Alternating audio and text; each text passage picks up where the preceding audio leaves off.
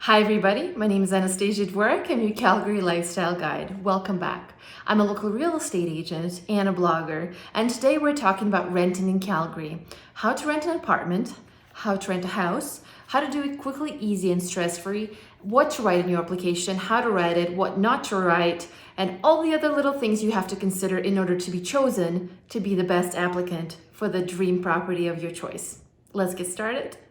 The next topic we need to discover is 3 scenarios.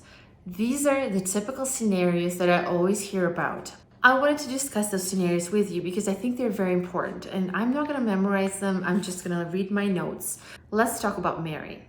So Mary is looking to rent an apartment. Her budget is $1,650 per month, and she has a full-time permanent position, and she will need to pay for electricity and internet. So we're looking at a potential property in Legacy. It's $1,650 per month, and she needs to pay for internet and for electricity, and she will be paying for the following things. She will be paying $1,650. It will be a refundable deposit. It will be refundable at the end of her lease if she keeps the place clean. Then she'll pay for the first month of rent, that's $1,650. Then she'll pay for the utilities, $50 roughly for electricity, and she will need to register the utility under her name. Then $70 for internet. Moving in fee to move her couch and her bed will be $150 that she'll pay to the property management company, or she will pay that fee to the landlord, and then the landlord will pay to the property management company.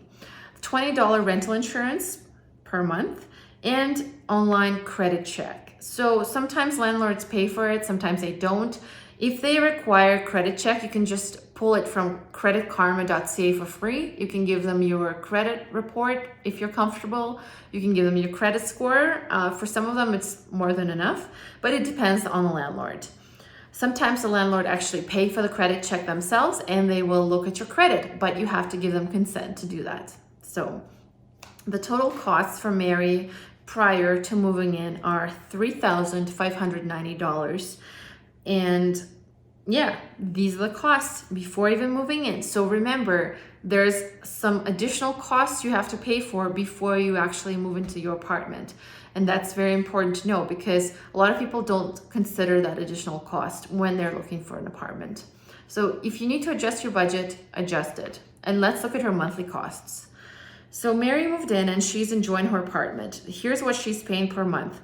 Rent, $1,650, electricity, $50, internet, $70, and rental insurance, $20. She had to provide the following documents with her application. A short biography about her and who would be living in the unit. In this example, she's living alone.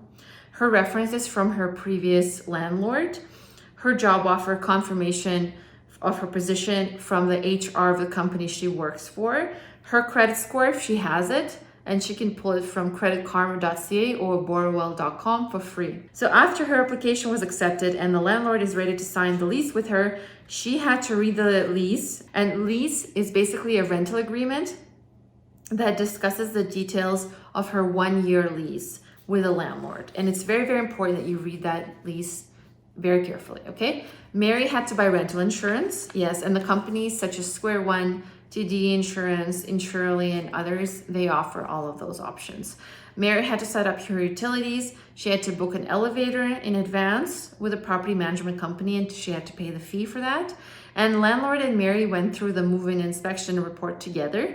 And if your landlord is not doing that, then you should definitely take pictures of the apartment, and you need to send that email with those pictures before you move in. It will be your proof that you did not damage the apartment. It is the way it is, the way it was before you moved in, and this is your actual proof. If you don't take pictures and there's some damage, the landlord will be like, that's your fault, you did it.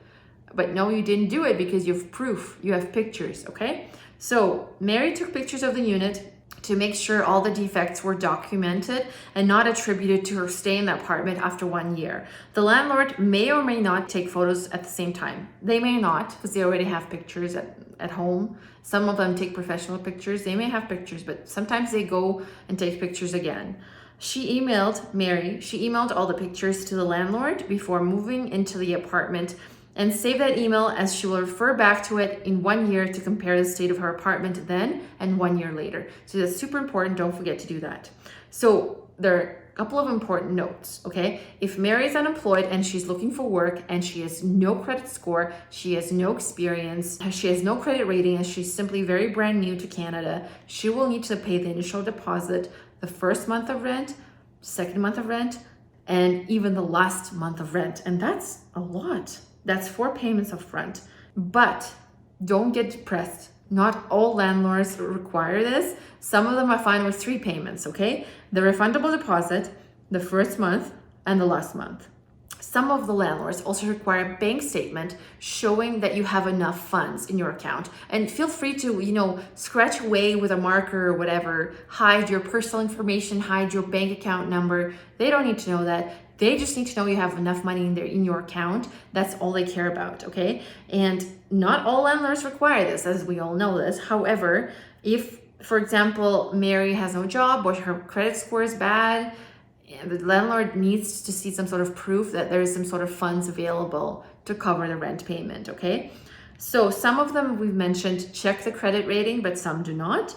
And some of them also require a bank statement from the country of origin. So for example, if Mary's from Dubai, she might have all the money in her Dubai account.